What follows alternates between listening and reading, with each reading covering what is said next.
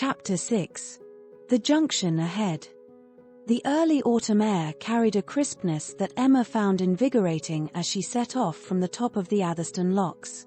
The flight of 11 locks stood ahead, but she knew it wouldn't take long, just a few hours of work before she'd be on her way again.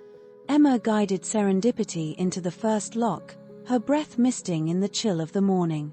Canal and River Trust volunteers, clad in their familiar blue, were already out, ready to help boaters through the locks, making her journey down the flight smooth and reassuring. As she descended lock after lock, the canal opened into a wide basin near the bottom of the flight. The sight triggered a memory from a conversation she had the night before with an old boater named John. Emma had met John in a cozy pub near Atherstone the previous evening. John, a lively man in his 80s, had spent most of his working life in industry and on the canals. He was full of stories about his days working in Kidderminster's carpet factories and his deep connection to the waterways. From his time as an apprentice engineer in Coventry to his later years building modern, innovative narrowboats, John had lived a life that seemed to span the history of the canals themselves. His tales were a rich mix of industrial heritage and personal achievements, from his work with historic boats like President to designing cutting-edge vessels that pushed the boundaries of narrowboat design. John's passion for the canals was unmistakable, and Emma had been captivated by his reflections on how the waterways had evolved over the years, as well as his personal connection to his ancestor, John Wilkinson, who built the first iron narrowboat. Despite his age, John's enthusiasm for the canals and his stories made a lasting impression on Emma. Back on the canal the next day, Emma couldn't stop thinking about John's stories. As she reached the basin, once full of working boats, she envisioned the bustling activity.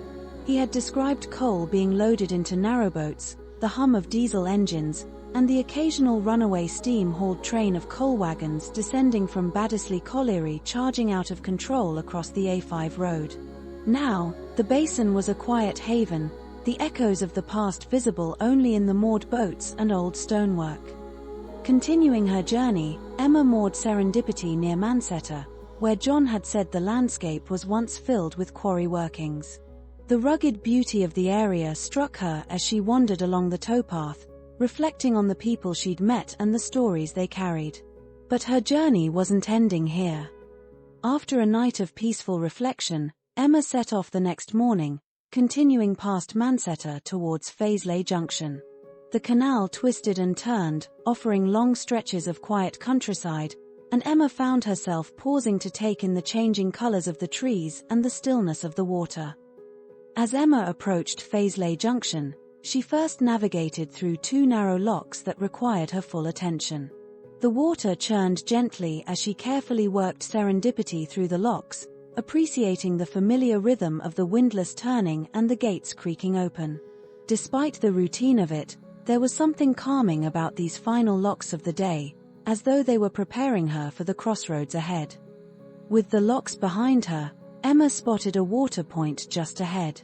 It was a welcome sight after several days on the move, and she guided Serendipity gently alongside, securing her ropes before setting about filling her water tank. The sound of water rushing into the tank was comforting, and Emma used the time to stretch her legs and take in the surroundings. Fazeley Junction was a meeting of 2 worlds.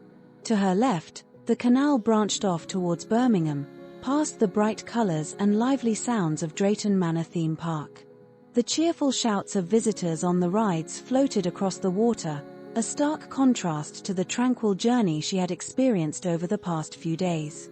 The canal stretched further in that direction, leading on to bustling urban areas and eventually into the heart of Birmingham, a world away from the rural stretches she had just passed through. Ahead of her, the other leg of the canal led towards the quieter, more rural routes of the Birmingham and Fazeley Canal. The junction felt like a crossroads, where one path promised the lively hum of city life, while the other offered more of the peaceful, introspective journey Emma had come to cherish. As the water tank filled, Emma took a moment to decide her next move. For now, she felt the quiet countryside still calling to her. The water at the junction sparkled in the afternoon light, and with her tank full, Emma set off once more, steering serendipity past the water point and along the quieter route, knowing that the next leg of her journey would offer new discoveries, but in the same peaceful spirit that had guided her so far. As the summer turned to autumn and the week came to an end, Emma knew her journey was far from over. She smiled, looking forward to the next stretch of canal and the stories yet to unfold. Hey there, fellow canal adventurers. Thanks for watching this week's chapter of Emma's Chronicles. If you enjoyed the journey, make sure to hit that like button. Every thumbs up helps us share Emma's story with more people just like you. And don't forget to subscribe so you never miss a chapter. There's a new episode every week filled with more of Emma's adventures on the canals. You won't want to miss what's coming next. Trust me, things are about to get exciting. Got thoughts on Emma's journey? Drop them in the comments below. I'd love to hear what you think about her latest challenge.